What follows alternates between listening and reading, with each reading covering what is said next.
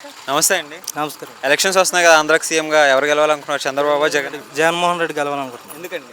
ఎందుకంటే అతను నవరత్నాలు పెట్టారండి. ప్రతి పథకం కూడా అందరికీ అందిందండి. హ్మ్. అంటే మీకు ఏ పథకాలు అందాయి 5 ఏళ్లలో? మాకు వాహన మిత్ర అందిందండి, అమ్మఒడి అందిందండి. ఇంకా? మా అన్నయ్యకి రైతు భరోసా అందింది, మా అమ్మకి పెన్షన్ వస్తుందండి. అంతా బాగానే ఉంది. అంతా బాగానే ఉందండి. ఓకే. స్కూల్స్ ఎలా ఉన్నాయి అప్పటికి? స్కూల్స్ చాలా డెవలప్మెంట్ చేశారండి. ఇప్పుడైతే ప్రతి ఒక్కటి కూడా బాత్రూమ్లు అన్నీ ఉన్నాయండి. ఇప్పుడైతే ఇదివరకు అలాంటి ఏమి ఉండేవి కాదు. పిల్లలకి వండిపోవడం, మధ్యాహ్నం భోజనాలు అటు పెడుతున్నారండి. మరి జగన్ గారు వచ్చి ఇంగ్లీష్ మీడియం పెట్టారు కదా!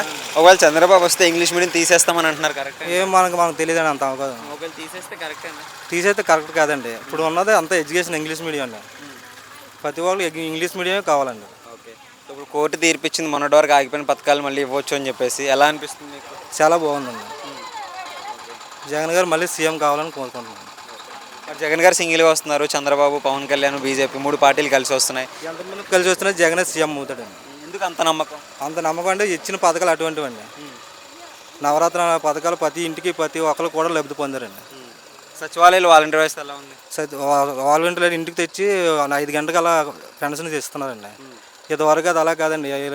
ఇదిలో నించొని ఒక వారం రోజులు 2 వారాలు పట్టిద్దండి పెన్షన్కి. సచివాలయాలు ఎలా ఉన్నాయి? సచివాలయం సూపర్గా ఉన్నాయండి. మనం ఇల్లు వెంటనే పనులు చేస్తున్నారండి.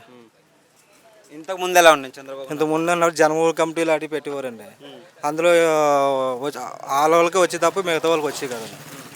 ఇప్పుడైతే జగన్ గారు అవన్నీ తీసేసి వాలంటరీ వ్యవస్థ, సచివాలయ వ్యవస్థ పెట్టడం వల్ల అందరికీ బాగుందండి.